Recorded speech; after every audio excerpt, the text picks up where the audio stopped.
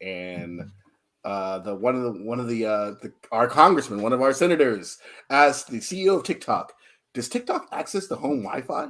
Like, yeah, yes. Like, if it wants to get on the internet, yes. people don't like vet their questions before they let these public speakers just like go. Nope. I can't. We know they don't because I mean, like, we all lived through Sarah Palin. if you're 150 years old and you've been doing the same stupid job for the last 70 years because no one's going to vote you out, you don't need to know anything. Yeah. Especially about modern technology. I mean, who needs to know anything about modern technology? Yeah. I mean, I can't why wait till does it matter? age when I'm like, my grandbabies hook me up to the mind screen thing. How do I get my pictures on the mind space?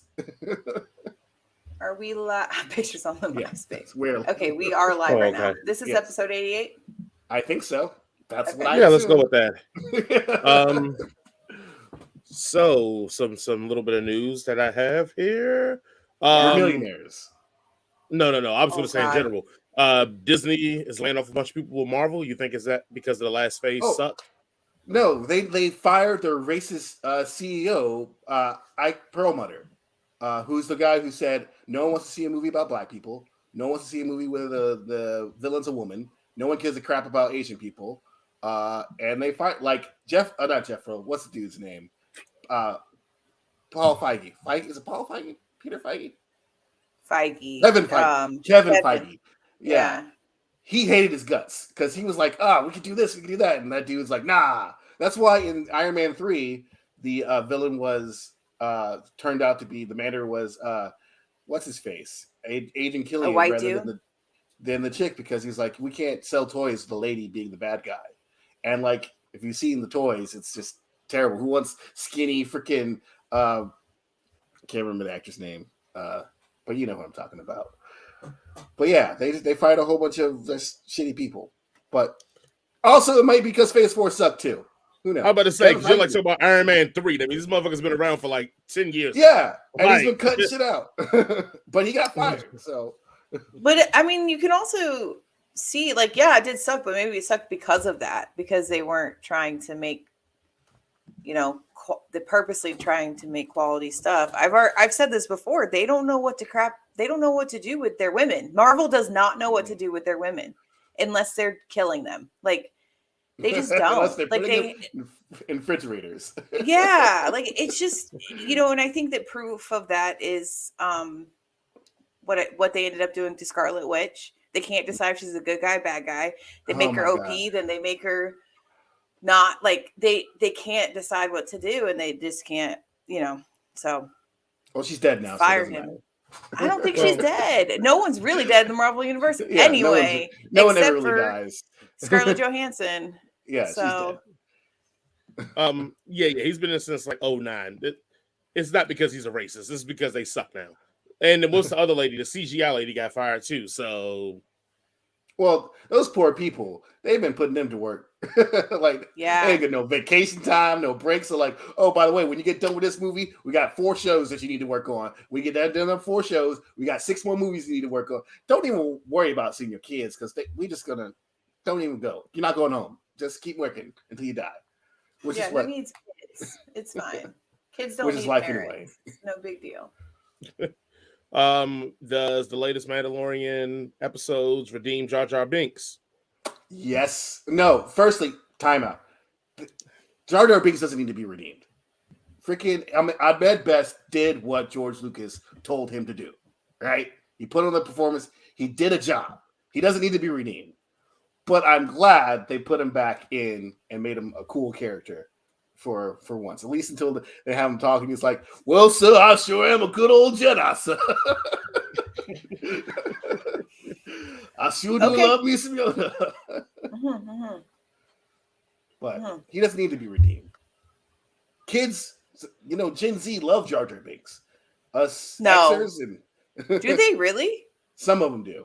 I think it depends, because, like, for me, all those Tide Pods that they had. Yes, that's Tide Pods. Because, like, older adult fans of, like, people who are older than us hated like the Ewoks and shit. And I love the Ewoks. I saw that shit when I was a kid, right? So like, yeah, give me the fucking cannibalistic teddy bears. I love it. I hated Jar Jar Binks, but like to younger kids, it was for children. It was for little kids, and they loved it. Now I'm not a little kid, and I didn't like it, but there's people out there who really did enjoy Jar Jar Binks, and like he is a part of their childhood. So yeah, was he annoying? Sure. Does he need to be redeemed? No. And I'm just glad that because that dude, because of the way the world works and that everything is horrible, wanted to kill himself because he did a job. And again, now, yeah, Star Wars is toxic fandom alert. Because he went out there and the guy was like, do this. And he's like, yes, sir. You got that check? All right, doing that. And everybody's like, right. You should die. I have strong feelings about him at best. Okay. Denzel Washington supposedly may be joining the cast of Gladiator 2. The real question is, who needs a Gladiator 2? Nobody. What needs to happen? Like, why are they doing that? I don't understand. Has there been a big movement of everyone being like, we need this movie? The original pitch for Gladiator 2 was that Maximus was going to be a time traveler. Yes, but this one's going to be more grounded. It's going to be based off of the kid who was the emperor or the emperor's nephew in the first one. But if Denzel's in it, it's going to be good because he's going to be like Denzel. Yeah, he's going to be Denzel. Yeah. All right. I have a question for you guys, actually, about Denzel. I saw a tweet that said Man on Fire is better than Training Day. Yeah. And it went viral, and everyone was agreeing. And I was wondering what y'all think about that. Yeah, I mean, facts are facts. Yeah, I agree. I agree. Hate that take. I don't hate that take. Yeah, I think that's fine. Denzel performs better in Training Day, but the movie's toe to toe.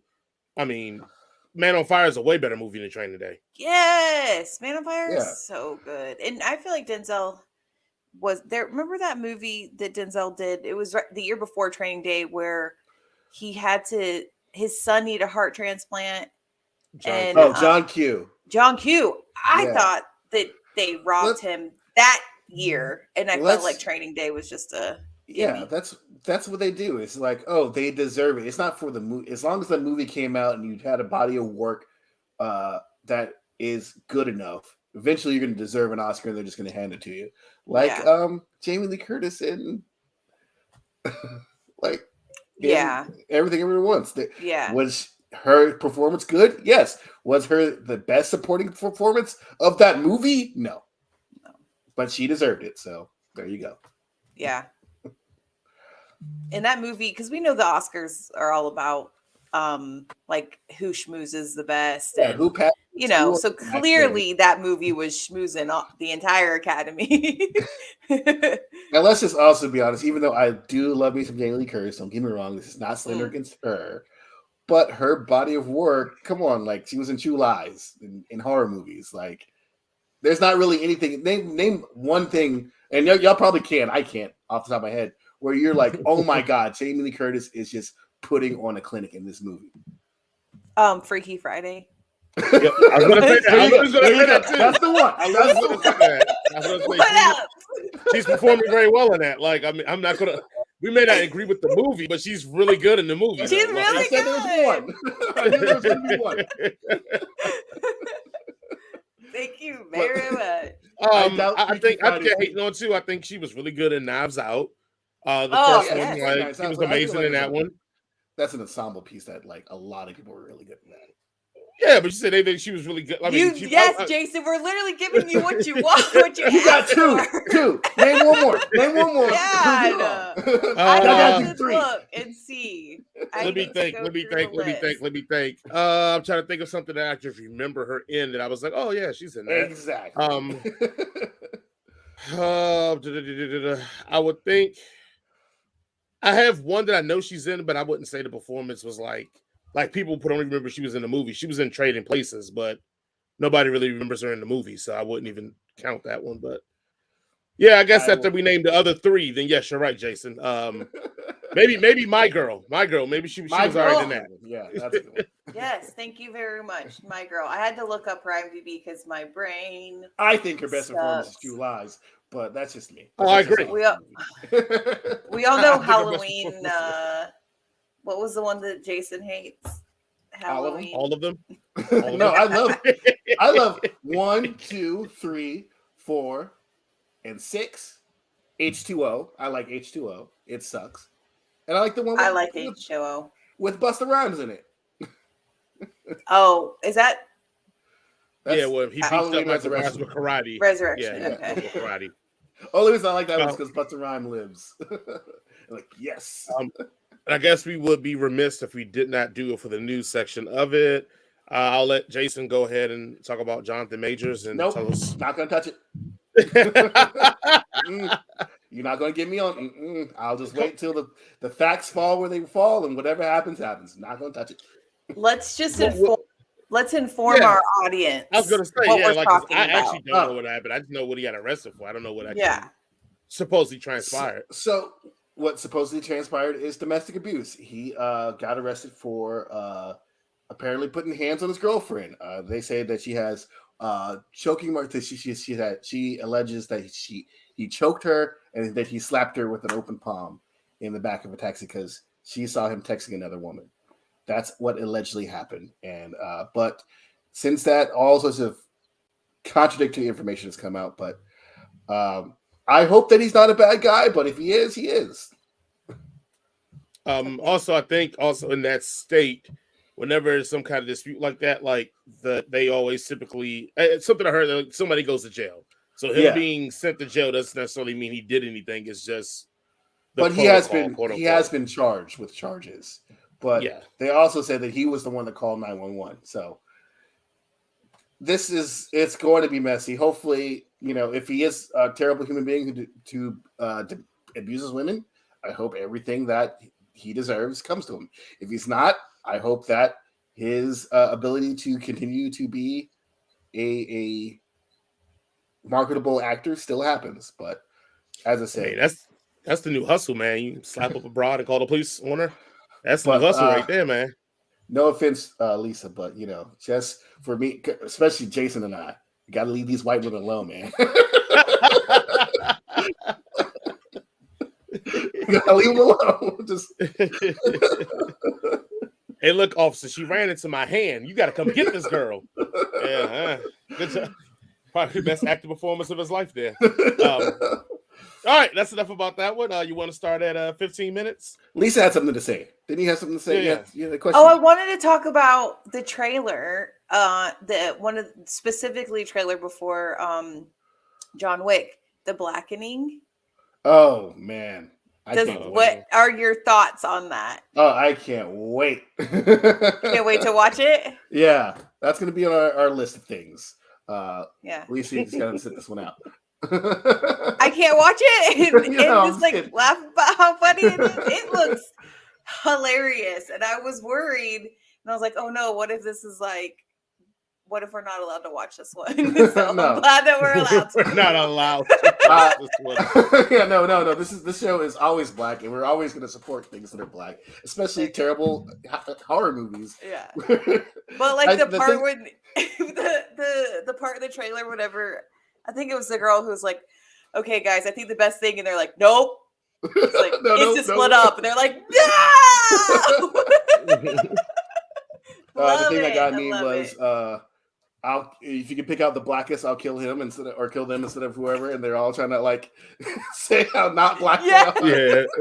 She gotta say the N-word. Everybody's like, I don't.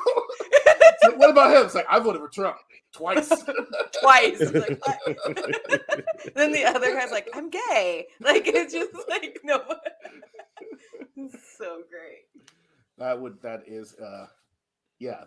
think that's going to be in our docket of things to watch. Okay, I'm excited about that one. I mean, it's both up both me and Jason's alley. It's a horror movie for Jason, and it's got black people that I don't have to serve for me. So, okay. Cool. Wild intersexuality there. Yeah. All right. All right. We're gonna do this at 15:30. So we have Okay. 15:30. Because you missed the 15 mark. Yeah, because we're talking about stuff. This is for Jason, not for me. Just a disclaimer for everybody who's listening to the podcast and not watching. I have no makeup on. Sorry. No, I'll not count myself anyway. Hey, everybody. Welcome to the Head Cannon Circus podcast. Thank you for joining us once again. It's been a beautiful day here in the land of movies and other fiction. I will be your host for today, the Duke of all nerds, the Lord of Nightskins. Yeah, that's what we call him. Yeah. The nerdiest black guy that you know, Jason. Everybody applause. Wait for applause. There's no applause. No. And of course, joining me as always are my two lovely co-hosts. He is the Fresh Prince to my Carlton. I think have I used that one before? I don't think so. No, you did Jazzy Jeff last time, I think. Yeah. Well, either way, I'm Carlton. He's the Fresh Prince. Jason, how you doing? And I'm good. I'm here. I'm ready. I'm ready today. And I got one for you too, Lisa. She is the Princess Leia to our Chewbacca and Luke. There you go. I take it. Thank you. I'll be Chewbacca.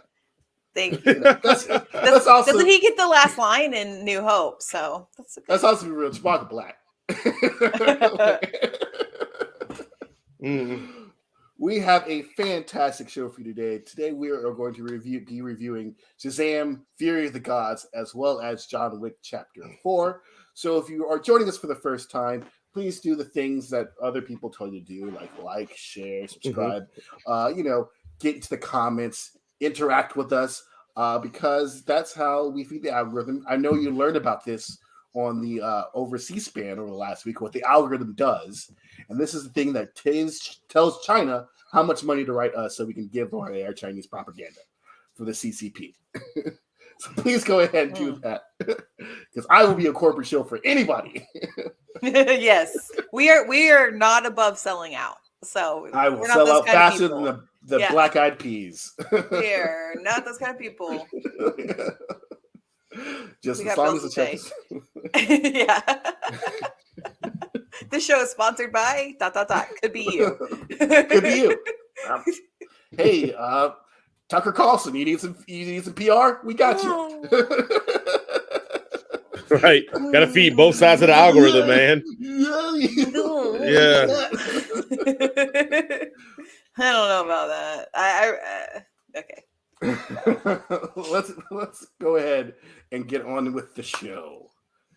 Bestowed with powers of the gods, Billy Batson and his fellow foster kids are still learning how to juggle teenage life with their adult superhero alter egos.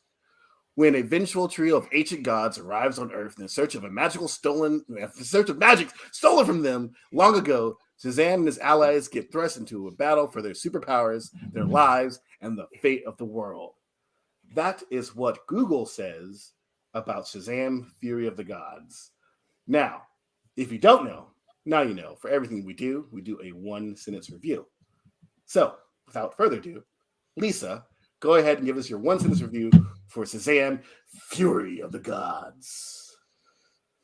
My one-sentence review for Shazam, Fury of the Gods is, it's fun. That's a pretty fair. Jason, hit us with your one-sentence review of Shazam, Fury of the Gods. The Rock really ruined this franchise. Damn, you stole mine. And for me, is The Rock probably could have made this movie better. All right, let's jump into the discussion. Jason, you have a different way you want to discuss this, different format, or are we just going to go wither shins all willy-nilly here? Because we are totally prepared. I was just going to be like, kind of break going down the movie a little bit more than just, just lead the way. We will follow. Yeah. You're the leader, Jason. I'm just the face. I'm just a pretty face. Look at this. Oh, okay. That's what's supposed to be. Oh, no. I mean, just my initial reaction on this one. I mean, like I said, it was cool. I mean, I think this movie, and I don't know the inner workings of how the script was being made, but I definitely felt like this movie was 100% supposed to be Shazam versus Black Adam. And it definitely was 100% not Shazam versus Black Adam. Because The Rock has made it known he wants to fight Superman, and that's not really how this should go. But it's like, it's sad because it almost reminds me of, in wrestling, back when it was WCW, the wrestlers had control of their own storylines. DC made that dumbass mistake with The Rock. It was like, yeah, come in and do what you want. But going to the movie, like, I mean, I enjoyed this, and I think this movie's getting crapped on for all the wrong reasons, just because I think people are afraid that DC's going to suck, and they know that the new, I guess, era is coming very soon, so these don't, quote unquote, possibly don't mean anything. But just the story itself of what Billy was dealing with and how he had to like transform himself into more than just like, relying. Right. It was had a lot. Actually, I liked it more than the first one. I feel like I had a lot more going on. The only thing in the first one I probably enjoyed more was the stuff with him and his mother. But this one, I felt like him being with the Shazam family and figuring that out. They bring back the wizard for some reason just to have a black dude in there. They need more black people. So maybe good is not good enough. right. I just thought it was a lot of interesting things they did here. From just the story standpoint, I did not care for the whole sister turning on the sister part, and that I thought was kind of But I mean, you got to do something in these movies to justify the runtime, I guess. So I mean, look, I'm here for Shazam too. I'm kind of upset if they don't bring this over with the new universe, because I felt like this one did a good job for DC, and they need to count all their wins right now. So, Lisa, what are your thoughts? No, I agree. I think I was a big fan of the first Shazam, and I really enjoyed this movie. I enjoyed the first one more, but I'm kind of always like that. I usually always like the origins more. And I also saw this movie when I was extremely tired, so I think that could have played into it, but there was like you said, it sucks that knowing that it maybe doesn't count. So we had that amazing cameo at the end, like all for naught, which I loved the cameo at the end, of course, because who's not going to love seeing Diana Prince? But was anybody else not mad that was like, bitch, where were you 30 minutes ago? Like for we're gonna use this backup. Yeah. But I agree. I didn't like how they had the whole sister thing work out, and then like they made a point of saying that the youngest one was thousands of years old. They just all look different, but then still coupling her up with what's his name? Lucy Liu. And with Freddie. Yeah. And I'm like, no, you literally just said that you're thousands of years old, and you're just gonna be holding hands down the street, like, ew. And they pointed out too, and they make a joke about it. It's like, is this like, oh yeah, no, like he's not even 18. I just felt like that was bad taste. Yeah. He was 17 years old. Yeah. Right. He's literally a child. It's gross. Yeah. It's gross. It's gross. What is with DC? Like, I don't care what she looks like. Yeah. This is what DC and these women taking advantage of these men. As long as she's hot, that doesn't really matter. I don't care how much older she is than me. But I think if they just wouldn't have brought attention to it, and we could have just we're not dumb. We get it. Like, if they're an ancient goddesses, like, we're not dumb. We can do math. But the fact that they point it out, and I was like, no, why? No, she really is only 17. Atlas had some kids late in life. I don't know. I like how they do the thing that Jason hates. It's like, just because you point it out doesn't mean it's okay. Oh, yes, yes. We haven't come to my thoughts yet. Yeah. Ugh, yeah. But I'm glad the parents found out, because that was just getting too ridiculous. And I love the Shazam kids. So I do hope, I love, I think that's how a Shazam movie should be, with the Shazam kids. And I hope that it gets taken over. So, and I love Zachary Levi. I think he's a good human, and I just love. Better stop. He might be and and so I would just love to keep watching movies that he's in. So, but it is what it is. Bring back Chuck. Bring back Chuck. Whatever happened to Chuck? It got canceled. It ended. Yeah, it was done. He married the girl and they went on. Yeah, they went on to live happily ever after. I'm just gonna go ahead and say this movie was probably not for me. Where's my son? Don't pop out. Just say you hated it. You thought it sucked, and you thought it was ass. No. I'm always gonna hedge my bets because I don't want you all to be mad at me. Who cares what we think? It's what you think. Yeah, Jason. There were some really funny parts of this, and some really parts that I did genuinely enjoy, but the overall product of this, I was like, meh. For one thing, I like it's maybe because I don't give a shit about Shazam, and but I do know enough about his backstory to be like, this is not really the kind of characterization that I would like to see personally. I feel like Zachary Levi plays him like he's an idiot. Like he's just the dumbest dude. And it's kind of incongruous the way whoever the kid that plays Billy Batson, because he doesn't seem like he's an idiot. And yet when he's Shazam, he's a moron. And it's like they're almost like they're playing, and this is something that's been said on the internet, so I'm kind of parodying what they're saying, but it's almost like they're playing two different parts and neither of them like talk to each other. Because Zachary Levi, as great as he is and as fun as he is, he's still playing a 13-year-old boy. Whereas, Billy Batson is like becoming a man and is worried. And I don't feel like the two storylines of Billy being afraid of being kicked out of his foster home versus Shazam just like being upset that everybody's kind of doing their own thing really mesh as well as they were intending it to mesh. Because like those things do kind of work together, but like they don't really, it feels disconnected in a way that I didn't really appreciate. I did like when little Pedro came out as gay. I thought that was hilarious. Yeah, and they were all like, "We know, buddy."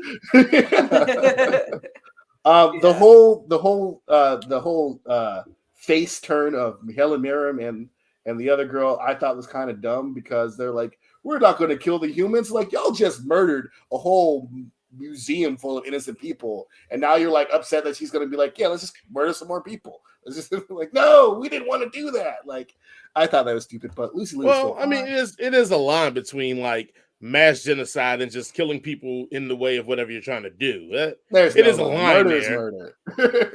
No, I mean murder is murder, but I mean like their intention is that the other two felt like, well, not the sister that was trying to bang one of the humans, but Helen Mirren's character just felt like humans are beneath us. They're nothing to us. So I'm just going to build back my world. Where Lucy Liu's like, no, they're beneath us, and I want to torture them for us to even have to go through this. So I think that was the line that was very set in stone. It was that Harold Millen's like, nah, we don't need to massacre these people. We can go and build our shit, whatever. Well, Lucy's like, nah, I'm giving them all this L, and I'm making them all take this L big time. Like, yeah, so I get what you're saying, but I guess I feel like in my mind, like Helen Mirren's character wasn't malicious for the sake of being malicious. But Lucy Liu's character literally was all about the maliciousness and the nastiness about it.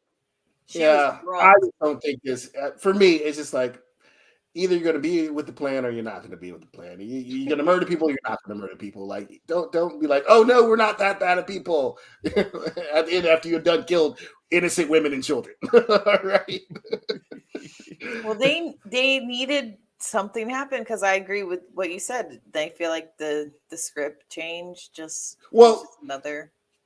Okay, I mean, like the script was in place before they started shooting this movie, but all the stuff The Rock had literally was like, I'm not going to be in this movie whatsoever. So when you write it, don't put me in it. Don't use any of my characters that were in my movie. Fuck off, please. Does he have the right Superman. To do that? Yes, because they were like, because he was a producer on this on Black Adam, so he had executive function. Yes, it was their mistake too, and this is where I stopped really like standing for The Rock, is because like no one really cares to see Black Adam fight Superman. That's not the thing that we're foaming at the bit to see. Like, I would like to see Black Adam fight Shazam, two former hero versus his replacement. Like, that is interesting to me. I don't even want to see that shit. I just want to see Black Adam just be a bad guy. How about just be a bad guy? Yeah, exactly. Why can't we just have bad guys anymore? Why do they always because everybody have has this, like, redeeming arc and they're kind of like anti-heroes? No, I just want a bad guy. Like, and just honestly, villains. Thinking about this, and I'm going to go off on a tangent. Like, if The Rock really wanted to be like a linchpin to the DC universe, in my mind, and he wants to fight Superman, the biggest, strongest guy on the block, then he should have been Lex Luthor. We know he can play the scheming businessman. We've seen Ballers, and he's bald. And in my mind, Lex Luthor has always been black. So, and The Rock is black enough. So, like, you should have done that instead of doing this. Because, at the end of the day, for me anyway, Black Adam and this Shazam it's just not good enough for me to be like interested in this franchise anymore. And maybe it would have been good if there was like more there. I don't know. But yeah, that's my thoughts. I just didn't really like it that much. And in my mind, I always imagine Lex Luthor as like a buff. Yeah. That's probably just from watching the animated series, because Lex Luthor was always pretty big, buff guy. Intimidating opposing figure in his own right, just for being a regular. Like not some stupid little scrawny twitchy, Jesse Eisenberg. Like out of here. I can't even. Who signed off on that? Zack Snyder did. Fucking dumb. I can't. I just. It was because like I'll just watch the animated movies. Yeah. And I mean, go ahead, Jason. I'm sorry. No, you're fine. I mean, go ahead, get whatever you wanted to finish out. I mean, Nothing, we're not talking anything about the movie at this point. I don't give a fuck about this.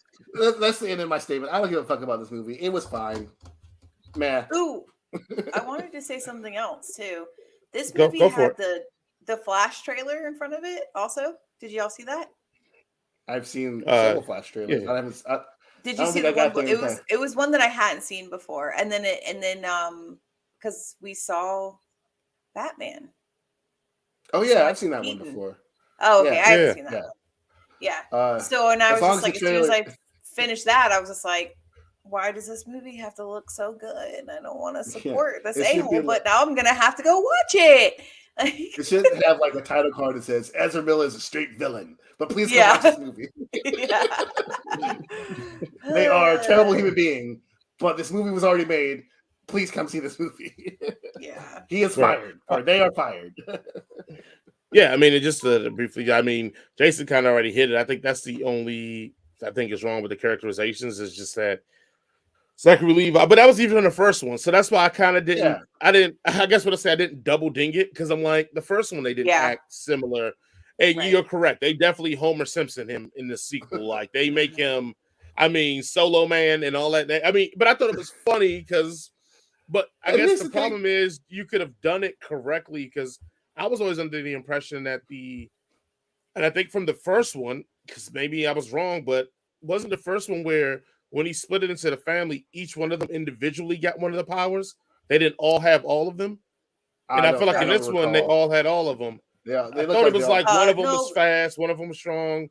Like in the first one, like I thought they all got one piece of the power, not like they all got one piece of the pie. Yes, in the first one. Yeah, in this one they were like, yeah we got it all, so we here now. Like I don't know, but I did think that the characterization was off of that. But I do want to say, like, as much as you want to crap on that characterization, like Megan Good played hers perfectly. Yes. She actually talked to her child actress and was like, "Let's figure this out together," and they were great, both of them. Yeah, it was really good, and then I think also too, besides giving the wizard something to do on this one, which helps because the last one I think he just yelled at Billy, and that was like the it. Like I said, I think giving the parents more to do, and actually they give us. When I say they played it for the cheap seats, like the whole like at the beginning, give him time, he'll one day say it, and at the end, I was like, oh, they played to the cheap seats on that one, but I didn't feel like it was earned. I felt like it was just like, hey, it's the end of the movie. We put this at the beginning, so we're going to put this at the end. But I still felt it, though. I was still like, hell yes. That's really nice. Yes. They Definitely. did do the thing where I hate where they because he's supposed to have the wisdom of Solomon, and they're like, we were supposed to have the wisdom of Solomon, and like, just because you say it doesn't make it right, guys. Stop doing that. And like the thing, I guess the thing that is more apparent to me in this movie is the fact that in the comic books or in the TV show, Shazam is, I would say immature, but he's not a moron. He just seems like a guy, because people don't know he's a kid. Like, he just seems like a guy who's just like a little silly, but he's not dumb. And this one, he just like seems like he's dumb. And I just thought, well, I think this is the product of probably the bad writing. And here's my, like, as I throw my head canon in and stuff, and why I enjoy things a little bit more when I feel like I make up stuff in my mind.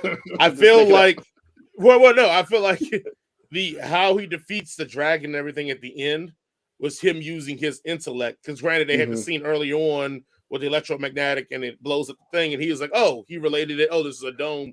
So I felt like that was supposed to be the intelligent payoff, but no one ever states that. So you just think, oh, he just did something. Like, which it should have been set up to be like, oh, he's being intelligent and being smart and not just fully balling his way through this. Yeah. Right.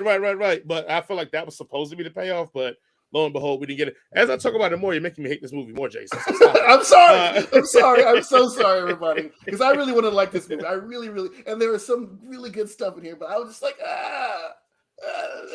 No, it's fun. It's a fun movie. Fun. It's not the best movie ever made, but that's okay. Yeah, it's okay. You're right, Lisa. That's A-okay. Not everything has to be freaking The Wiz, all right? Yeah, if you don't have $60, $80 to spend at the movie theater, just wait for it to come on streaming. But still watch it. It's worth watching. For sure. Absolutely. I don't think it's one to skip, but maybe you That's don't my have to bar, see it in the Jason. theater. I will say, though, that I would think this one is very superhero-y. Like, I think my beef with a lot of superhero movies is I feel like it's never superhero-y enough. Like, now, granted, we didn't see every Power Man or whatever Freddy guy's name was, like, stop all the crimes he was stopping. But I enjoyed that, like, they were stopping, like, regular stuff. Like, everything wasn't like, oh, we got to stop the big bad. Like, the whole bridge scene, I thought was really awesomely done. And really, right. But I thought was awesome that they're not good at this yet. They still kind of suck. Even though I did get vibes of like Fantastic Four. Like when they first started doing the bridge, I'm like, ugh, are they gonna do this Fantastic Four thing where like they're new heroes? And they kind of did, but like they mixed it up by them just like being terrible at their jobs. And Spider-Man too did that. Spider-Man did the bridge thing too. Yeah. Well, but that was like at the end when he's fighting like the Goblin. Like he wasn't there to save the bridge. He was kind of more. Was it? Oh no, you're talking about what's the name? The Amazing Spider-Man. Yeah. Oh, gotcha. You're right. Oh, okay. Yeah, but wasn't it? There's been so many Spider-Mans. Yeah, but wasn't it a bad guy that did the bridge though? Probably. I mean, I feel like this one was just like it was. Yeah, and like no one's gonna to talk about the fact that the infrastructure in America is failing and crumbling, and a major bridge to a major metropolitan area is just collapsing. Like no one's gonna talk about that. Shazam tried to address that issue, but they silenced him. They were busy calling his group names instead of thinking about what really took place there. See, it's like, oh, those guys suck, even though like our bridge started to fail, guys. Like, right. Sneaky media, bro. Sneaky media getting paid off by the masses. So I did think this was more superhero-y than most. Also, I did enjoy the fact that they actually tried to keep, I guess, the purest as they can be with this being a superhero movie. Like it felt almost not as far off the cliff, but very Sam Raimi Spider-Man to me. Like it felt a lot more wholesome than we usually get. And it could be too, because I'm so used to DC just being dark and dowery and everything. Like, I miss my parents. These are bangs, everybody. These are bangs. Right. You know, it's hard being the world's strongest guy. Right. Like I love Henry Cavill though. It's cool just seeing people being like, hey, I like being a fucking superhero. Like, is that so hard to say? Like, being a superhero is cool. Like, yeah, you may get punched in the face a few times, but the trade-off is way better. Like, I mean, if you're like indestructible, who cares if you get punched in the face? Let's just go out and have some fun, guys. Let's just high five it out. I still feel like getting punched in the face is still like the Wolverine thing. Like, yeah, he can heal from it, but it still fucking hurts. Yes, I agree. I don't know. I think if Helen Mirren's punched me in the face, I'll be all right. But you probably let her do She's that in not real Helen life, though. Mirren So. in that movie. Thank you very much. Did anybody tell you look exactly like Helen Mirren, the world-famous actress? I get that all the time. Even though he references Fast and Furious, a series Yes. that she's actually in. I know. Yes. Which just makes my mind hurt. Like, and like at first I thought that they did it on purpose, but I don't think that they did. I think it just was an accident. Like, That's so why I I was like, forgot oh, that that's she was in the funny. movie. But yes, I really think it was an accident. Because Zachary Levi was probably just riffing and he just said something. And they're like, oh, that's funny. Keep it in there. And then it's like, you just broke the universe. Yep. At least in The Last Action Hero, they were like, oh, yes, Stallone's in Terminator, not me. Oh, my God. Whoa. I love that. We are not going to say that Zachary Levi broke the universe. Our universe has been broken. It's he just stomped it to death. He just put out the last remaining heartbeat that was remaining of it. Oh, yeah. Last Action Hero will be a way better movie for us to review one day. That's such a great one. Put it on the list. We're doing it for a retro review. Last night, I saw that in the theater with my mom. It was great. I was 10. Oh, how sweet. That's nice of her to take you to a non-Black movie. Yeah, she would take me to all sorts of movies. You always just say my mom would take me to anything that was about Black people. So she would definitely. In my mind, I just no. heard that was the only movie she took you to. It was all movies, but especially Black movies. Okay. I also in that same year saw Schindler's List with her as well. So. Oh my God. Yeah. Is it because we used to be Jews? Everybody used to be Jews. Fair. But yeah. She was like whispering, "The real Jews are Black." Like, it's like, this doesn't really take away from this, Mom. Yeah, okay, Mom. Yeah. Relax. Sometimes you just got to remind you, bro. Sometimes you got to keep you reminded. I do it to my kids now. Whenever they start looking at something decent, I'm like, a Black person invented that. They don't even know if it's true or not. I just say that just because we making shit up.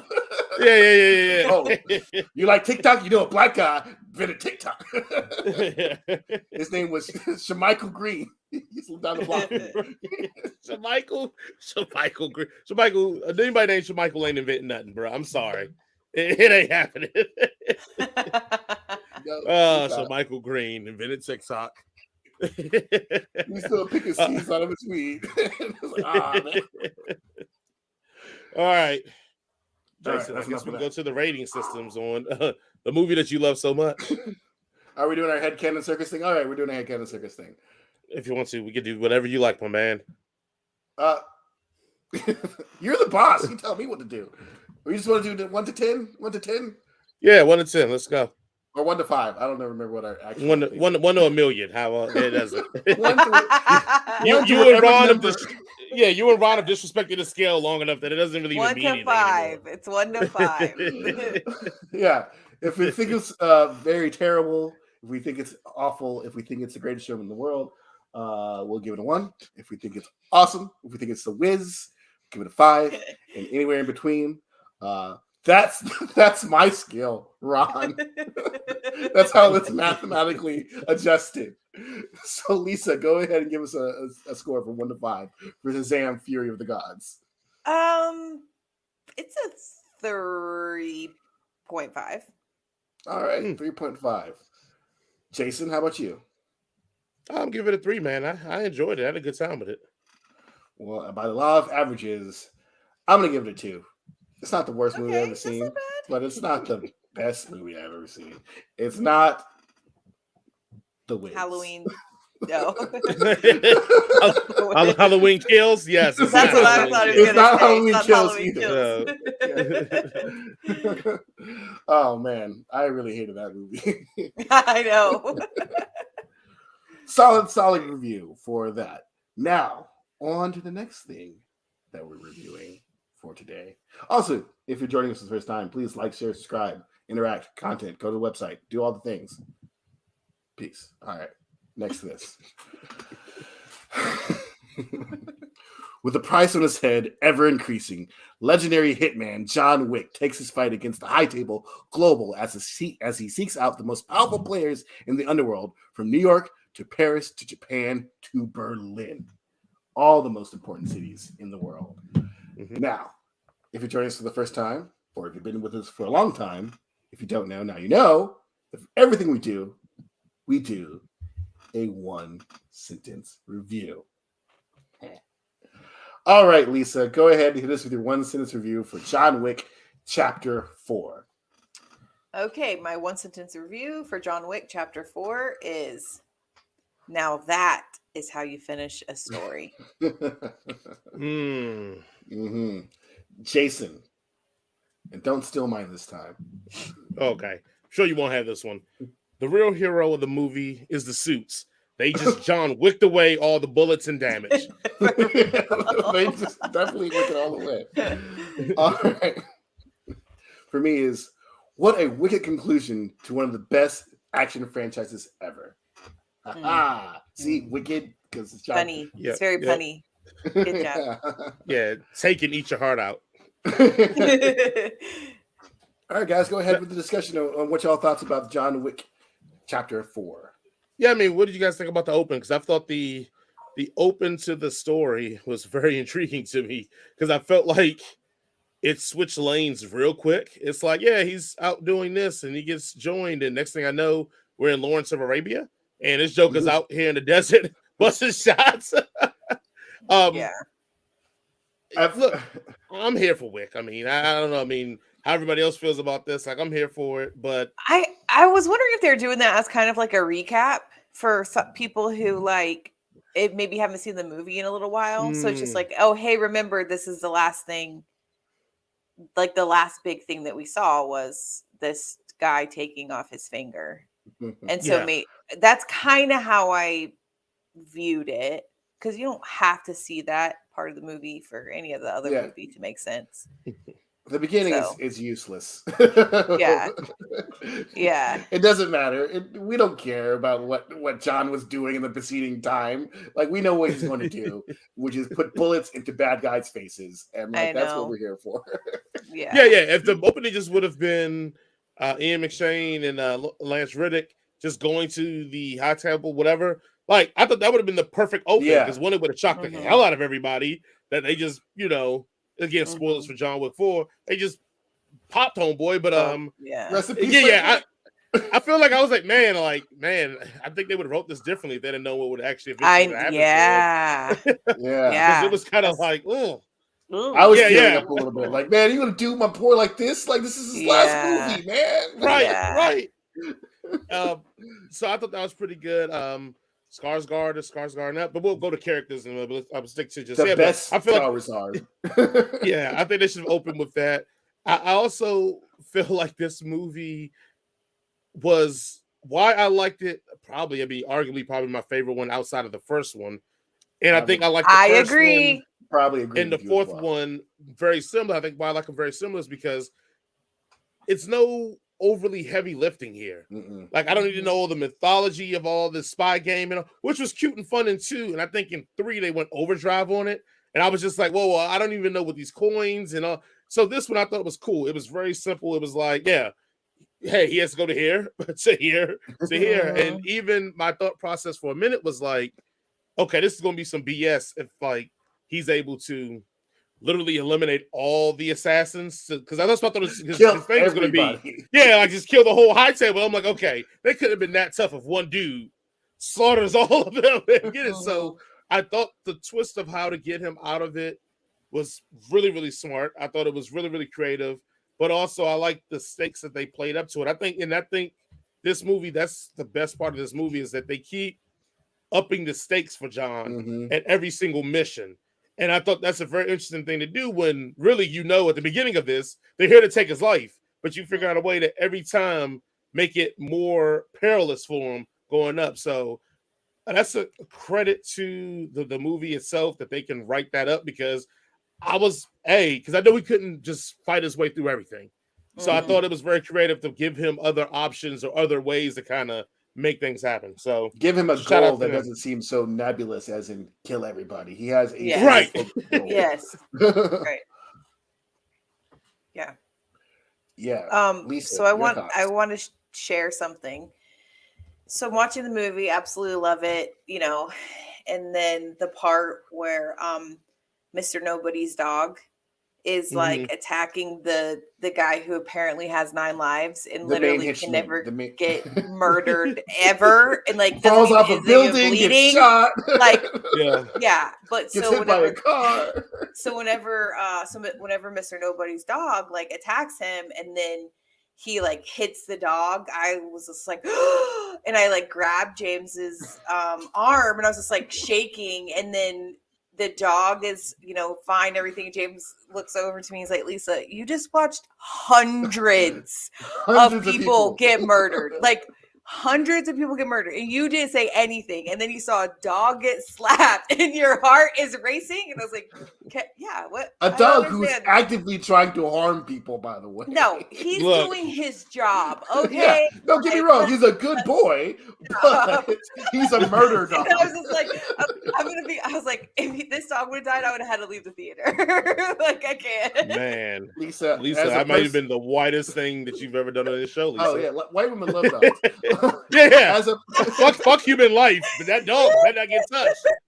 I wish as a person, see James's face. I wish like there's moments like that where I wish my life was a reality TV show, so you could have just seen he like was genuinely like shocked that I was like that. And I was like, I don't even understand why we're having this conversation.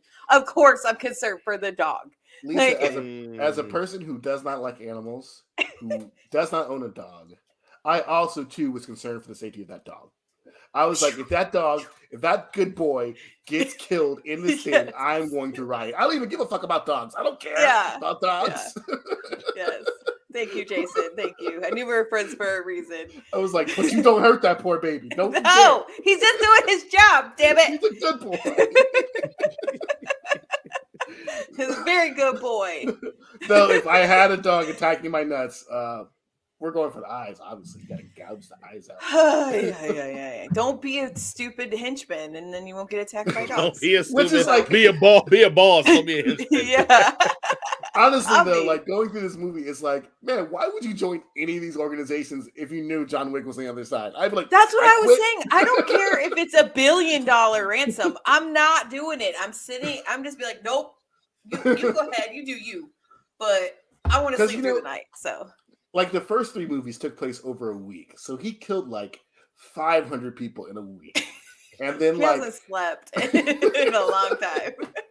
And then they're like, "Yo, it's $40 million to kill this dude," and like John and Gary are like, "I think we can do it." Like for real. Or Pierre and Francois are like, "Yeah, I think we got this." Like, no, you don't. Yeah. Get out of here with that nonsense.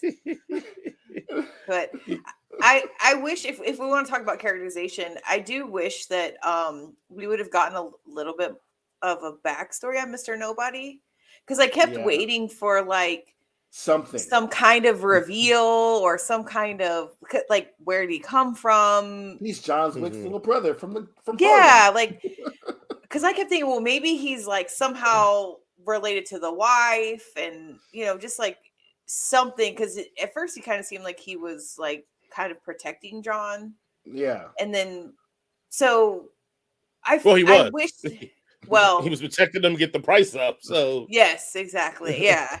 So I don't know. I was kind of hoping we would get a little bit of like backstory on him, but that's okay. It's John Wick. Well, see, I think I was on the other side of it.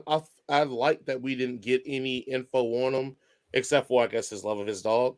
One, I think I enjoyed it because that's kind of almost been the thing that all the movies do. Like characters just appear and they have these roles, and like they do good jobs in these roles, and it's like, I don't know anything about him. Like, I don't know about Lawrence Fish. I don't know about Sewer King Morpheus, except for he's the Sewer King. Like Bowery King is his name, Jason. Hey, look, Sewer King Morpheus, bro. But I thought that was very interesting. Even like Donnie Yen's character, the only thing we know about him is that he just has a daughter that like pretty much they're using over his head to be like, to keep you enslaved. But that's all. And him and John are like best friends. Like, yo, my brother John. You remember all those fun things we did? You remember, Turkmenistan? Oh, that was a great side story. I wish we could tell you about, but we're not going to. Let's go ahead. And I did kind of like how it showed that the table, like, you can say that you're retired, but you never really retire, because that guy gave up his eyes to get out, and then they still were like, "Just kidding." Yeah, you got a marker.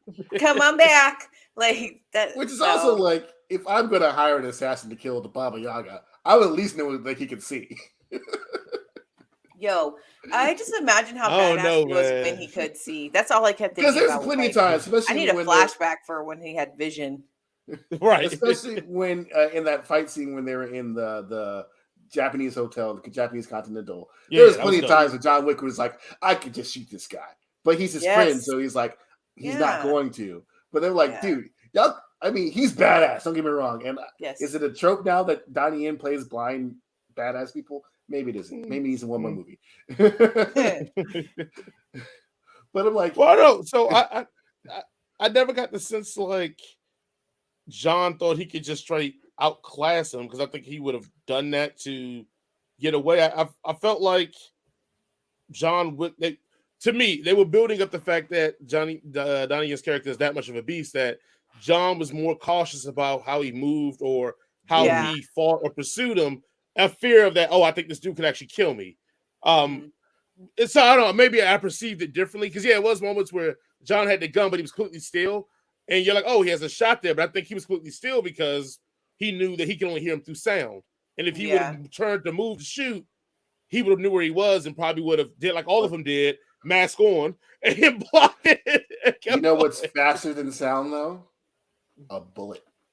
Not in John Wick's universe, obviously. No, you can just point blank. You got to be pulling up. Yeah.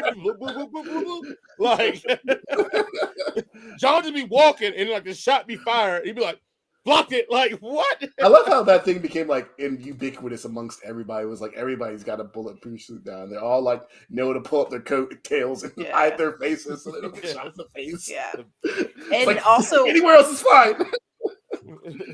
Obviously we know Mr. Nobody went to public school since he had the Kevlar backpack. I was like, oh, public school kid. This got me through Columbine. I'm good. Yeah, he knows. I was like, oh, okay. Just walking around with that. And then one of my favorite parts was whenever John was leaving the Continental, and it was the manager and his concierge, so the manager and his daughter, and John was just like, I'll cover you or something like that, and he's like, do not insult my gift. Like just get out of here, leave. Like do not, and he knew what he was doing by harboring John, and like I don't think that he ever thought that he was going to get away with it. I think he was just trying to have a final meal with his friend. And go ahead, Jason. No, I've talked enough. You go ahead. Well, I think that's one of the cool things about this series is like everybody that we are witnessing is objectively a bad person. It's a bad guy. Yeah, right.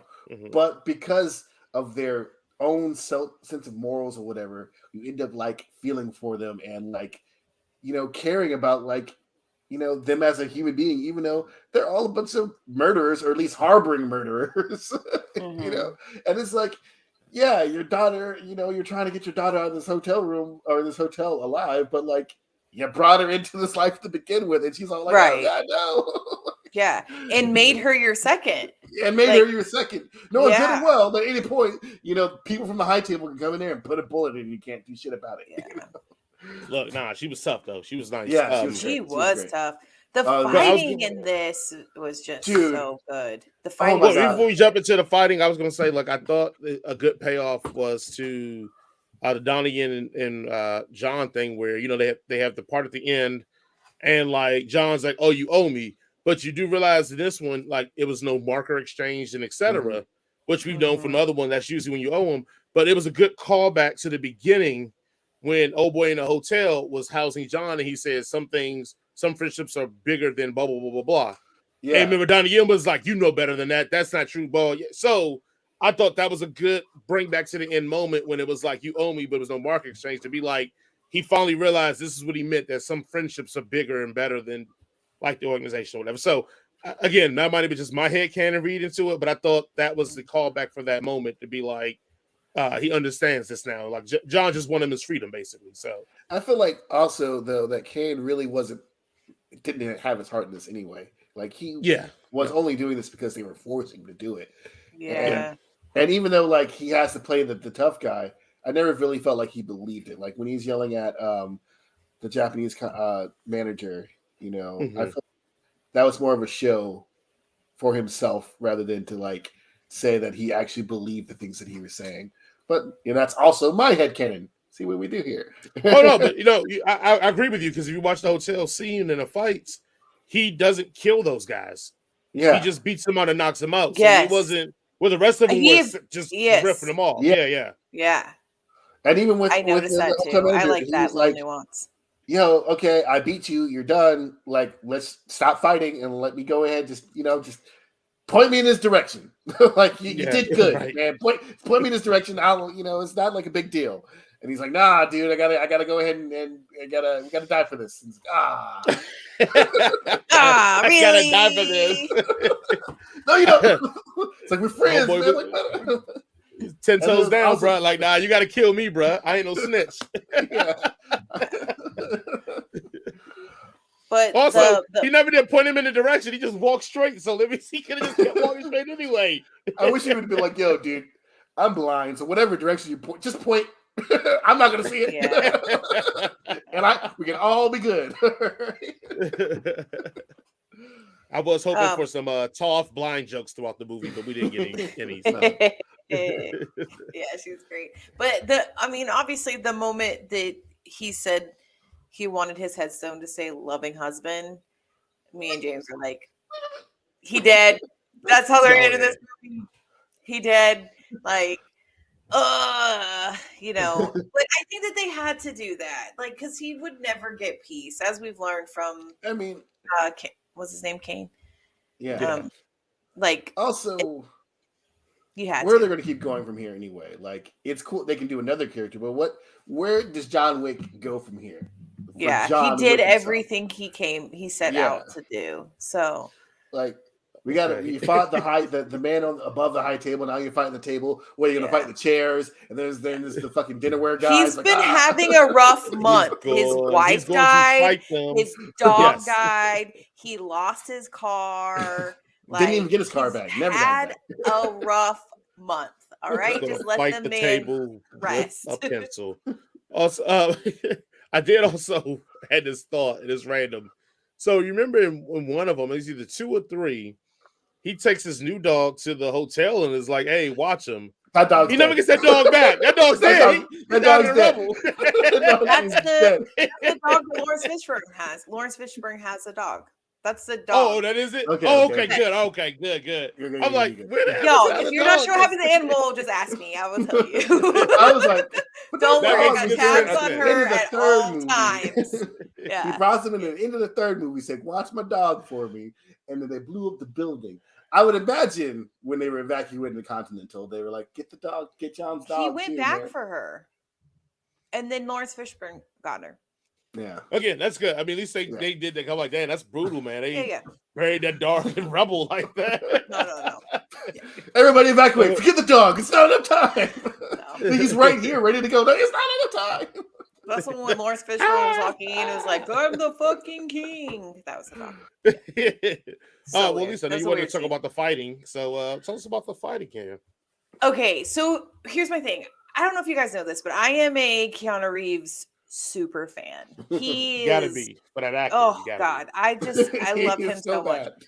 I love him so much. He's great. And I love that he tries to do as many of his own stunts as possible, and it really shows in the fighting scenes. Like, and you can really tell that it's him, and I love that because it doesn't break it up. And there was like, especially with the car scene, whenever because he knows how to like do the stunt driving too, and so whenever the doors got ripped off, and then he's like out hanging out the car to pick up the gun, and I love that's really him doing it, and I just love Keanu Reeves. I love that he takes it so like.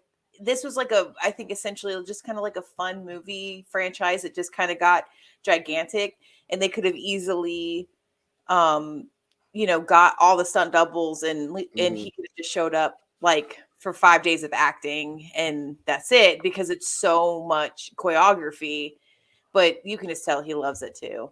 And I want to talk about that car scene around the Champs-Élysées, around the Arc de Triomphe, and how none of those French people were like stopping, even though there's I know there's gunfighting. There's people get hit by cars, like, oh, we're just gonna keep on going. Well, in defense of them is that we've already established in this universe, damn near everybody's an assassin or a spy. Yeah, well, so these motherfuckers are just like, I didn't take the job. Yeah. Fuck them. There's not even regular Keep people going. Right. Like the cops aren't coming at all, so like let them handle that. I ain't getting caught up in this shit because next thing you know, I got a marker on me, and next thing you know, Baba Yaga's coming up in my black ass. Nope. Take it. Just keep driving. Didn't see it. No, and I will jump right on with Lisa. I think, besides Keanu just being Keanu, I think it's something to be said about having someone that takes the craft that seriously. But also, one, this is why the Matrix Resurrection sucked, because he was like, nah, I'm spending all my energy on John Wick 4. Yeah. Give me powers. That's how I will handle that. Yeah. Two, I thought to myself when I was watching it, it does that thing that I love where I watch more Asian cinema or Kung Fu films, is that, like you said, they just set the camera there. And if they did do a cut or a change, it wasn't to like invigorate that fight. It was usually going to something else totally different and then coming back. Like, it's cut towards the fight. So that means like the director and the stunt coordinator all worked on the shots together. Yes. Versus the director coming in and going, I'm just going to shoot like this and hopefully we'll get coverage or whatever. They move the camera in accordance to the action, which a lot of films don't do. And this is what's so great about this film is, they have a stunt coordinator or whoever who has an eye and just like, this is the way we're going to shoot this. And they shot it and it makes it look amazing. It makes it look amazing and so real, like so realistic. And there's a lot of stuff that Scott Adkins, the guy who played the fat dude. The fat dude, yeah. That's a lot of stuff that he does in Making his those high kicks, I can't. Yeah. He was limber. He was. There is, I'm not going to say it. It's a stupid idea. But let's keep going. Well, I was going to say, I remember like me, you, and Sharon had this wild argument about Marvel fights. And we kept being like, Marvel could do better. They can do better fights. They don't have to do this stupid stuff. And he's like, well, where? Well, Jaron, ding, ding, ding, ding. We just watched 3 hours of where you could do better fighes and that make it look real. and this is kind of what pissed me off even more about Shazam is that I'm watching this and I'm like, why has no one brought this sort of sensibility to a superhero movie yet? Yeah. Like, why has this not happened? Like, could you imagine a Batman movie where the people actually had this sort of sensibility to it? Like, it's because they don't have to try with superhero movies anymore. Yeah, so why do they care that if you make it, they will come. So it doesn't matter if it's crap or not. Or if they put so much work into it, because people we're gonna go for nostalgia reasons and then bash it on the internet. But we are. Yeah. The only major drawback I had with the fights is that I do think that the cheat code got redundant with the suits. Like that did bother me a lot near the end, because it was like it became a cheat code. It was like if somebody's away, just do that and you could run up to them, and it was like okay, like a shield, yeah. It also kind of feels like very video gamey. It's like, in a normal action movie, a gunshot to a person, that person's dead. In this one, you got to unload the clip, and then you got to go over there and you got to do a coup de grace, like you're playing freaking Modern Warfare 3 over here. But I kept thinking is how heavy are those suits? Well, they got to be so heavy. The hacksmith on the internet actually made a suit, and he was like, it's not as heavy as I thought it was going to be, but it's still pretty freaking heavy. Oh, okay. I was going to say. Also, they're literally walking around with chainmail. I'm going to say also, how jacked up is the table that, your henchman, you want outfit with, the linen that these all guys are making suits out of, so they could just walk around in a linen cloth and still be scary and have all the mobility they want. And instead it was no. We're going to cheap out because you haven't made it to official henchman status. So wear the armor. That's straight dirty. I'm like, no, I want the suit that dude got. I get this mask on with the suit, right? Like, yeah, Jacob got that. How come I don't have it? Right. I get the mask and the suit and the body armor, right? Like, Yeah. right. Guess it You must know- be like basketball armor or something. It has to be the way. So when they talk about fantasy worlds that you want to visit, and like it's like, oh, I would never want to visit, like, be a part of Game of Thrones, but I would totally be like at the Harry Potter one. I'm looking at John Wick and I'm like, I'd be there. Not I. Dude, when those dudes are sitting at the table in the kitchen and there's like, we get attacked, and they pulled open the refrigerators and they got freaking bows, I'm like, that's a good way to die. That's a cool way. Like, that is so cool. Like, I wish my job was to be like, get the bows out, let's do it. And they must But, get paid a lot of money to just literally sit there and just wait for an health attack. insurance I don't must know. be for good. drama. Yeah. Do we find the high table? Oh, we're not making this out loud. All right. Let me up my insurance real quick. Hold on. Honey, I'm not staying home tonight. Other piece of it I was disappointed in is that I wanted, as Jason says, the best Skarsgård to like actually get his hands a little dirty and like I wanted a little bit because because he was so much of a jerk and a good villain that I think all of us hated him, and we're like, oh, I just can't wait till this dude gets punched in the face. And yeah, he gets his comeuppance, but like I wanted him to like, a la like the first one, like take off the jacket, like knuckle up, and just be like, let's get down to this, John. Like I'm from the high table. It's the reason why I made it this high, or whatever. So like it just started fucking John up a bit, like. But instead, we got the ending. I think was probably more suitable for him being a punk ass, but still. And I feel like I do enjoy that part of the ending, but I also feel like that's the point they were trying to make is that like the ultra wealthy don't ever have to get their hands dirty, Right? And when they do, they're unable to perform because they never had to before. It's always like the underlings, and like if it wasn't for them being surrounded by 150 freaking badasses, they wouldn't be shit.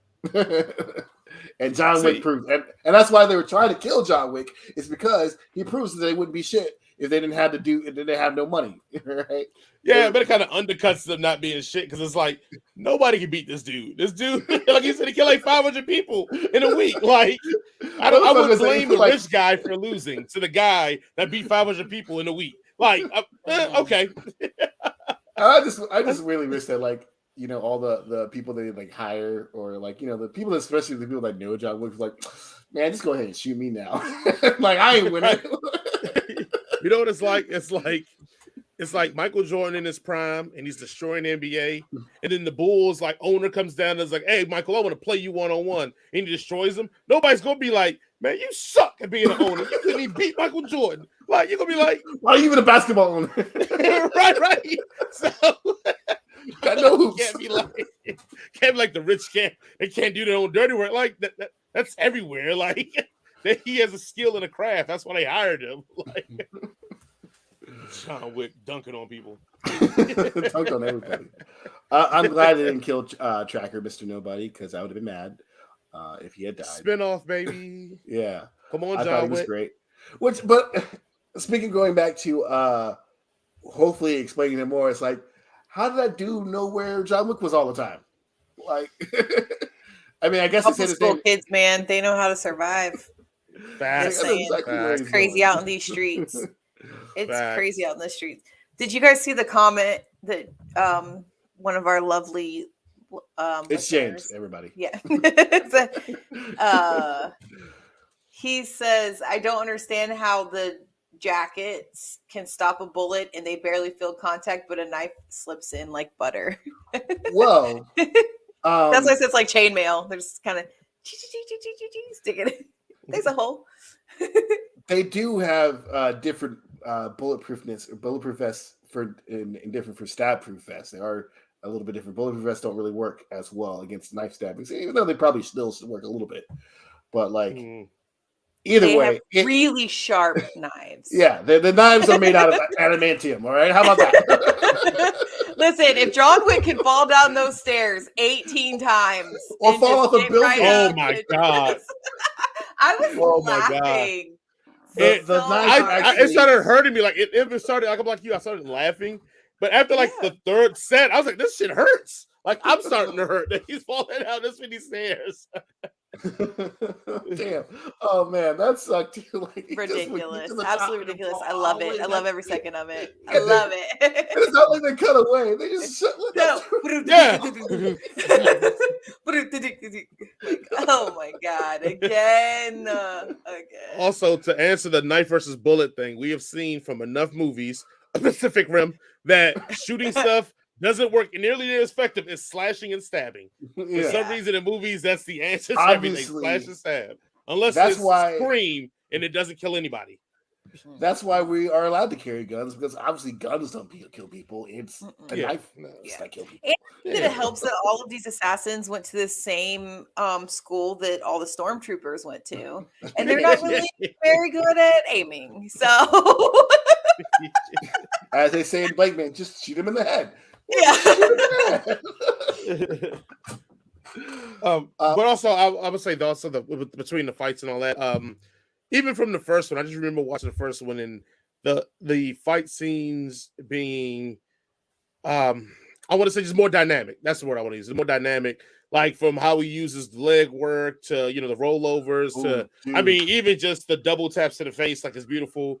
I know Jason has dabbled in the martial arts and all that too as well. He did so much great jujitsu in that shit. I was like, oh, that's an MRE roll over there. Oh my god, he just went to De La Hiva. Oh my god, like he's using X guard. Oh my god, and like that's their actual moves rather than just because sometimes you'll see a movie and they'll just get someone's arm around their head and they'll just like, I'm choking him out. I'm like, you're not doing anything to him. He's just making his face look red. Yeah. Like, take that, Liam Neeson. They probably sparred, like like when they were practicing that, and then I think it's real. Like, yeah, that's why I'd rather watch him. Yes, I'd rather watch a movie. I think that's why like the Bruce Lee movies were so good. Yeah. I'd rather watch someone who's actually a fighter than someone who's faking it, and then you have a flippin' stunt double every other shot. We're clearly wearing a wig, and clearly it's someone who's like 30 pounds heavier and 6 inches shorter. I'm like, yeah, you're not even trying. Was it I'm Gonna Get You Sucker where they switch out the black and they put white? Yeah.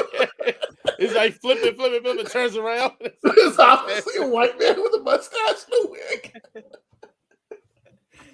I'm Gonna Get You Sucker.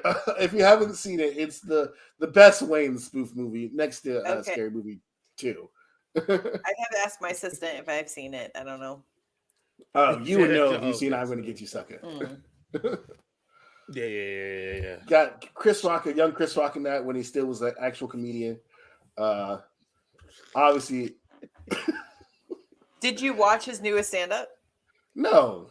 Okay. Yeah, I did. I thought it was good. I thought it was funny. It was good. Yeah. Anyway, sorry. Let's focus. Back to John Wick. Amazing.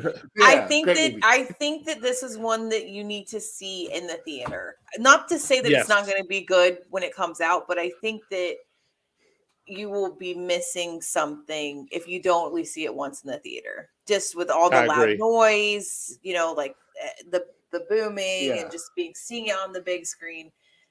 Unless you have a multi-million-dollar setup at home. Definitely. I still don't even think that's enough. I think it deserves the $18 ticket. I only paid $7.50. Yeah. The prices at Movie Timer went up though, and they don't got no. Yeah, AMC no also. Yeah, they're not $5 on Tuesdays anymore. It's $7.50. Slight spoiler thing. If you don't want to hear the spoiler of this is not really this is a spoiler. We literally spoiled the whole movie. We told them John Wick dies. John Wick dies at the end.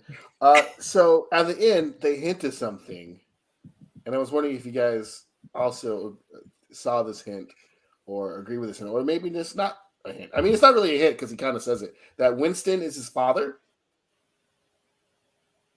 Because who was Winston? Winston, Ian McShane's character, the constant manager of New York's hotel. I think he was just. I thought he was just calling him that because I just thought he was just like saying you calling him that as kind of like a moniker, but I would assume that as well too. But when you notice when he puts his hand on the gravestone, you see that he has a Roma tattoo. So, oh wow, I didn't even peep that. I totally missed that. I didn't So see when it. he says, "Or farewell, my son," or whatever they Yeah. said, they cut to him putting his hand on it, and like his sleeve pulls up, and he has a Roma, like the bit cross or the Brand. Orthodox cross tattooed on him, and I was like, huh. I guess Nymphadora Tonks didn't give it to him because she wasn't around when that happened. No. I'm glad Tonks is there though. Glad she's getting work. Yeah, she's good. She's always fun. I missed that. I mean, I heard him say that, and I just kind of assumed that because at this point, what does it matter? It doesn't have anything to do with anything. It doesn't have anything to do with anything. And if anything, it makes Winston's character a terrible human being. Yeah. Because he's like, give my child up to being an orphan in the streets of Romania, and then have this poor orphan be put into this child fight camp, child soldier camp, to become the world's greatest badass. Like, nah, you're a terrible dad if you're a dad. Also, talking about how no one cared. But you also shot him. Like the Arc de Triomphe, how no one cared there. Like, let's talk about the Romanians in the club really not caring. They're still dancing. Like, there's literally people getting shot in the head right next to you. They're still like, like, hey, they must be rolling hard. They're awesome. The Molly in Germany is so good. So good. And you can watch a living human being die in front of you, and you're like, oh, I still love these beats. Yeah, they were like, God, you're harshing our buzz, man. That was so funny. And then I heard that they're doing a spinoff with a girl. Well, they were supposed to be doing a TV show at one point. Franchise, apparently. But who would be would it be the Asian lady from? I don't know. I can't. I was very tired when I was having this discussion. I can't remember. So they were supposed to be doing a spinoff for the Continental. I think Lance Reddick was supposed to be in that, but obviously he can't because he's dead. But I haven't heard about any other movie franchises. Which leads me, speaking of spinoffs. So the last part of the movie, they do an homage to the Warriors, and the lady even says something that the Warriors said, and I'm just like, how awesome would this be if this was in the Warriors, or the Warriors were in the John Wick universe, or even better, if they just remake the Warriors with the director and the story coordinator of John Wick and do that. I would think that would be great. Jaron, if you're watching, we need to write this screenplay. I thought they were supposed to be remaking the Warriors, but maybe got stuck in production hell. So who knows? Well, are you talking about like Warriors come out and play? Warriors come out and play. Oh, okay. The 1976 cult classic, The Warriors, which you watched at my house, and y'all were like, I don't really like this movie. That's because I was told I was going on a date, Jason. I'm sorry that your husband lied to you. Over to your house and just sat there and watched a movie that I was not prepared to watch. And you have no idea when you said that how I was like, this is one of my favorite movies, and you didn't like it. It's fine. I've since rewatched it and realized that you need to get rid of her, James. Get rid of her, James. She don't like the Warriors. Get rid of her. He made me rewatch it. Yeah, I think so. And I liked it. Yeah, but I was too angry because I felt like he just tricked me into driving him over to his friend's house to watch movies and drink Mountain Dew. All right. Anybody have any final words before we go to the rating? Go watch this movie. This movie was great. I loved it. Go watch it. Please watch it in the theaters. Please. Keanu Reeves is starving. Keanu Reeves. He needs the money. He needs it. He does. Evidently. He might go make another. What's one of his terrible movies? I don't know. Matrix 4 if he has the money. He might make another Freaked because he was in Freaked. Parenthood. Where's the one where he's in a house? The lake house with Sandra Bullock. Yeah, he was in the lake. Yes, he was in the lake house. Get out of here. I don't give him money so he doesn't make another lake house. Okay. Well, we give 1 if the movie sucks, 5 if the movie's great. Jason, what would you rate John Wick chapter. 5 out of 5. Shut up. 5 out of 5. Yep. Yeah. Yes. Why are we even pretending? At least this 5. Oh man. 5 out of 5. 5 out of Jason, you y'all don't gonna make say me do this. Jason, if you don't give this movie a 5 out of 5, you're fired. But I don't think it's a 5 out of 5. Well, give it a 4 out of 4 then. I don't know. 4 out of 4. So it equals the same amount of 100. I got you. Then that's worse. right. I'll give it a 4.5 out of 4.5. There you go, Jason. Just for you. Give it a 5 out of 10. I don't care. Just because we haven't heard applause in a while, I'm gonna give it a 5, even though I think it's more 4.5. But I'm gonna give it a 5 just for the applause.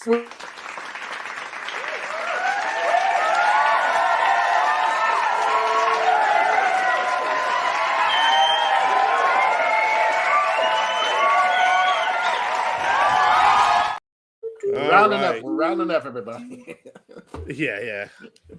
Because all right, the reason why I'm saying 4.5 is because I think the Raid and the Raid 2 is probably 5s for me. This one is just right below them for me, so that's why I'm like I can't give it. See, you can't compare them to other movies. Stop comparing them. Yeah, we've already said it has nothing to do with any other movies. We've said that. Do we need to get No, I'm saying in the sense that, like, in the sense that I don't think this is on the same level with them. So I feel like I can't rate it as a 5 when I think it's a lesser film. Where I was more entertained by all of those.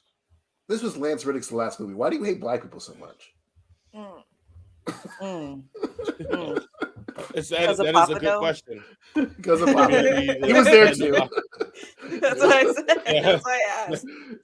It's a good question. I need to research why I hate black people so much. I'll get back to you. Right. Real quick, who will win, John Wick or Neo? John Wick. I don't care if Neo has powers. Yeah, I agree. John Wick. Oh wow. John Wick is going to come out of the Matrix, find his actual body, and kill him. Yes, that is why I agree. Yep, he'll find his body. John Wick or Dom for Fast and Furious? John Wick. John Wick. Fuck Unless Dom. I don't know. Car. If Dom's in the car, he's also got superpowers. I mean, we saw a part in Fast and Furious. We stomped the ground and the whole parking garage collapsed. Like that happened in real time.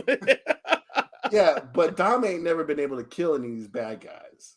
So John would appreciate that he didn't kill him. He'd be like, oh. Yeah, everybody always come back to go and kidnap his baby or kill his wife. It's or not because even a question.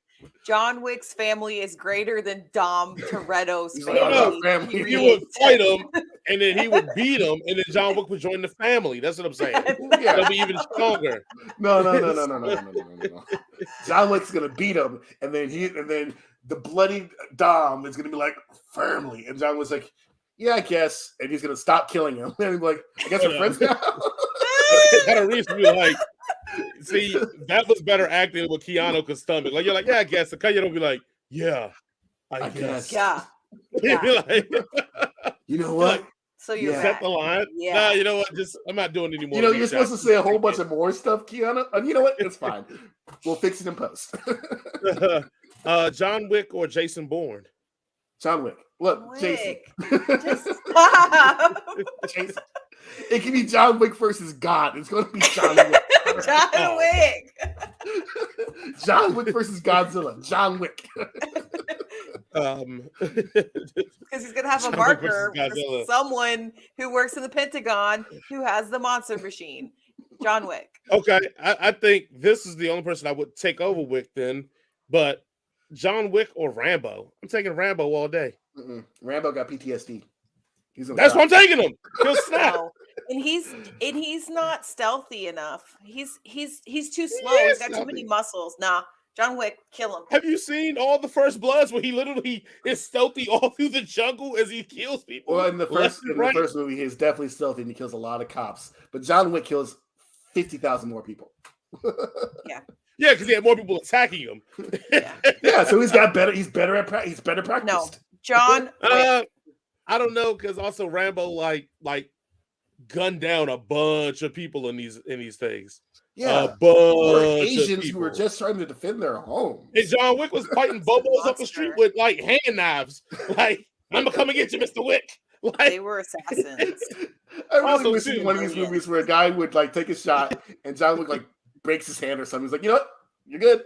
Didn't need the money. also, if Fat Dude was waxing John like that, man, Rambo will wax John Wick, bro. Fat Dude knew how to karate. Yeah, Fat Dude was getting shot in his ass and axes in his ass and was waxing John Wick. Rambo would, man, put them things on Wick. That was a plot device. That was that wasn't realistic. John, I just need it for my baby's braces. The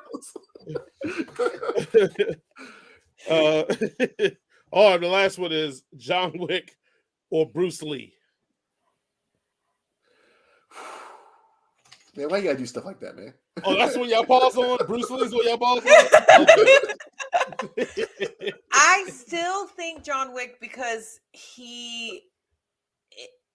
John Wick's a straight murderer. Yeah. And like Bruce Lee is like more... Have you not seen Bruce Lee stomp on people's face and then turn his ankle on their face? What are we talking about? Well, like John Wick has guns. And Bruce Lee doesn't. And boards don't fight back. I don't know what that has to do with anything.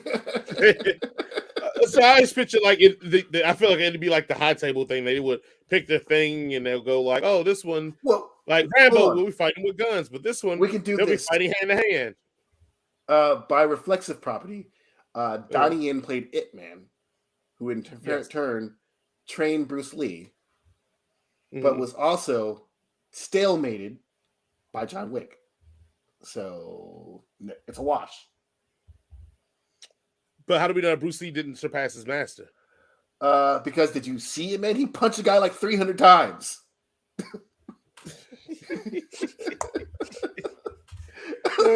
In the dojo, and they were like, he's already dead, stop punching him. I'm probably going to take Bruce Lee in that matchup only because what was it, John Wick 3, when he fights the dudes from the raid and they end up stalemating, and John Wick, they be like, get respect for each other, and was just like, fuck it, like you going about your way. You know I think Bruce Lee's a better kung fu man than that guy. So if he stalemated John, I think Bruce Lee will put his hands on John. You know, also what I like about this you're entitled to your opinion. Those guys are like in that movie. There goes like, this was fun. We should do this again sometime, and they leave. Right. And then at the end, Ian McShane's like, he's like, yeah, new words. He's like, just have fun up there. Just, you know what? Look, just have Father a good time. Of the Year. Exactly. That's why he's his dad. You know what, Slugger? As long as you're having fun, it doesn't matter. Only thing I wish is that Tony Jaa would have came out of retirement to be in this series, but that's neither here nor there. Yeah. I'm doing. Imagine my disappointment when like Paul Walker beats him in Fast and the Furious. Yuck. Anyway. At least John was exhausted from fighting two other guys. Yeah, exactly. They would have to do like a punch chart. Well, okay, if I take one punch to the face, then you got to take 3 shots to the groin. Like, yeah, come on, Dwayne, you're better than also, that. Yeah, you know, you're not going to get Bruce Lee in a bulletproof suit, so John Wick's going to win. He's going to shoot him. Yeah, he got the. Bruce Lee's going to come out there in his nice chiseled abs, and John Wick's like, you know what's harder than that? Your abs? These bullets. Blah, blah, blah, blah, blah. Bruce Lee would have a bulletproof suit on like Blink Man. Come on, guys, keep up. And John Wick's like, I'm just going to shoot you in the face. Okay, that's all I got for people. I mean, it's things that we know. Obviously, John will beat. Like we know, John will beat up Liam Neeson unless Liam Neeson's Qui-Gon, and then John Wick will get his hand and arm chopped off at the very first start of that fight. So, because all they needed to stop Order 66 from happening, stop the attack on the Jedi Temple, was to put John Wick in that front doorway, and all the Jedi would have lived. Every last one of them. I don't know if I agree with that, but okay. They wouldn't even know anything was going on outside. They were like, huh, is the war over? I'm like, this seems nice. And they walk outside, there's legion of dead stormtroopers and one sad Anakin Skywalker with his eyes. Yeah, because we all know how John Wick is against people who don't know how to aim. He wins. Look, We got it. Anakin would have tear John Wick ass up, man. I think that John Wick would have been dark side though. I don't think he would have been. Well, yeah, he would have been a Sith. You're right. You're 100% he would have been a Sith. Yeah. 100%. So why? So it doesn't matter. The same outcome would have happened. Until his wife died, he became to the light side, and no, he was still the dark side, except that he's just killing every other Sith that's existed. Yes. And all the Jedi are like, in revenge. Guess he did our job for us. Whoa, mistakes were made. Palpatine's like, ooh, should have done that. Well, no, because I thought, I thought John was reformed, thus the retirement, because of the old lady he met. No, I didn't think so. I thought he was just retired. Yeah, he laid down his guns to make him a good person afterwards. Yeah, but it wasn't reformed. I thought that he was being reformed by her, because that's why he didn't want to get back into killing. Like when those people were trying him, you forget in the first one, he tried his best. He got his ass whooped, trying his best not to lay hands on them. That's reform. Yeah. If I'm a killer, and somebody tried to tell me, he had a dog to take care of. He had to get home for his dog. No, you're missing my point of saying that before he went back, he tried his best not to fight and kill anybody. A reformed man doesn't do that. He would have been like, hey, let me get that car and broken his house. And John would be like, this is the wrong house for you to break into, you motherfuckers. Pop, pop, pop, pop. Instead, he was like, nah, don't. This blah, blah, blah. So I feel like that's reform at that point. He went from -10 to 0. He didn't go back to 10. He's at 0 when he was getting his ass beat. Then he went back down to -10. Yeah. So that's reform. If I went from a straight cold ass killer to be only killing people with revolt. But he's not at 1. I'm just saying. You know, you got to be to be a Jedi. You got to be at 1. I'm not saying he's a good guy. I'm just saying he was reformed. Because he wasn't that reformed, because he was like, I'm killing everybody. I want to go back now and look at how many of those people that he killed were actually trying to kill him or not trying to kill him. Because I feel like everybody he killed was trying to kill him. Well, the people who went to his house were definitely trying to kill him. Yes. And the people in the club were trying to defend the club from him. So those guys were just bouncers at a club. Bouncer number 1, bouncer number 2. And they were like, man, I got this gig on the side. It gets pays all cash, because I just got out of prison, so, they ain't trying to hire me like that. But you know what? I can go put some, money on, send my baby mom some money, buy my kids some shoes, it's a real cool job. All I got to do is watch his door. And here comes John Wick. And they're like, oh, you got to stop that dude. It's like, okay, I can try. Maybe I'm confusing the movies, but I thought, Homeboy let him in the club because he ain't with that smoke. The homeboy let him in. The one dude let him in the club, but everybody else in the club was like, "Hey, look here. If the dude at the door that look like Kevin Nash, lets him in, I'm only fighting this dude unless I want smoke or I know that I'm supposed to fight him. Because if you're like, oh boy, let you in, well, all right, shit, you good with me? Go. He was the best. He was the best dude we had. No. So I'm gonna go with the premise that all those people was going after him because they knew who he was and they were trying to kill him to protect. Because again, we didn't all work places, but they'd be like, "Oh, did you just let that slide?" Yeah, I'm gonna let that slide too, man. I ain't dealing. It ain't my 725. They work this. Nope. I even got health or dental. No, I'm out. Bye. I hope you make it. Oh man, good old evil John Wick. Makes me just almost afraid of what he was when he was actually really a murderous creep. He was the Baba Yoga. People that they were like, when you were a mob boss, you go, "Oh shit, yeah, he's a bad dude." Yeah, I wish they would make an anime of just like John Wick before he met his wife. Just and then even though in the first one they should have smoked him, but anyway, that's besides the point. Yeah, I mean, he was in the church, a lot of times he was tied up. They could have just smoked him. There's a lot of times in this franchise where they have John Wick, and they're like, no one's like, we shouldn't kill him. He's not that bad of a guy. And then they let him go, and he comes back and shoves his thumbs to their eyes and gives them wet willies. Gives them wet willies to the death. This was a mistake.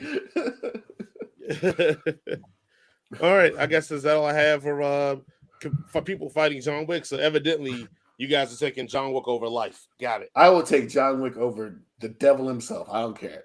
Yep. I take John Wick over everybody in the Jedi Order, including Mace Windu, at the same time. Same. Darth Maul getting work. freaking, Count Dooku dead. Doesn't even have a chance. Anakin Skywalker, Darth Vader getting murdered. Just getting embarrassed.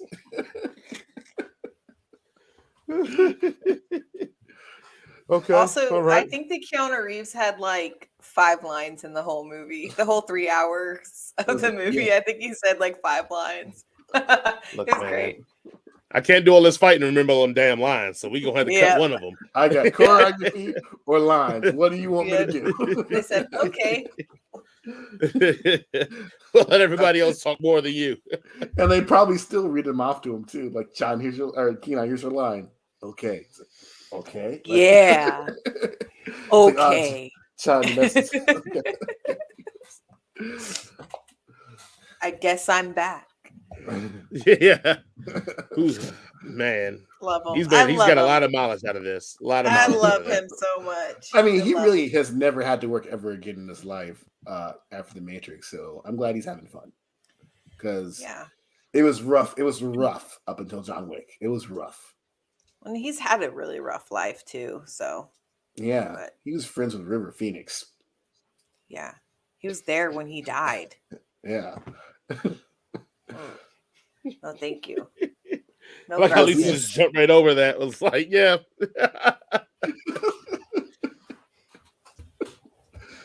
All right. Let's laughing at the tragic passing of River Phoenix. He was gone before his time. I don't care. He's fine. He'll be all right. I mean, he's dead now, so yeah, he's all right. Yeah. Okay. 10 out of 10. What else? 10 out of 10. Yeah. Go see it, y'all. So next week, Dungeons and Dragons movie, Dungeons and Dragons, and I can I can talk shit. That's all we're seeing, Dungeons and Dragons.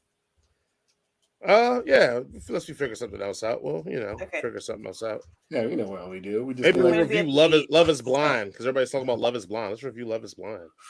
Are you on Netflix? Yeah. Oh, you just made Lisa happy. Yo, that first season is crazy. It's not our demographic, guys. Don't make me do that. There's a black guy on there. No. There are some. This is a show for nerds, about nerds, and about nerd shit.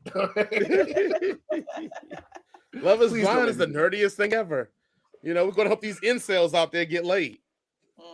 What's the other one where they got the one on Netflix where it's like all these cougars and then like these young guys, but the young guys turn out to be their sons. Ew. What? Exactly. This is on this is the world. No. So, is the show called Targaryens? I know. It's not like they're trying to hook up with their son. They're trying to hook up with the other people's sons. No, that's gross. I don't care. I don't want to talk about it anymore. Next subject, please. I don't want to talk about it anymore. All right, Jason, let's if we can't talk about close to incest, Jason, let's close the show. This is no longer fun for me anymore. I didn't make the show, Lisa.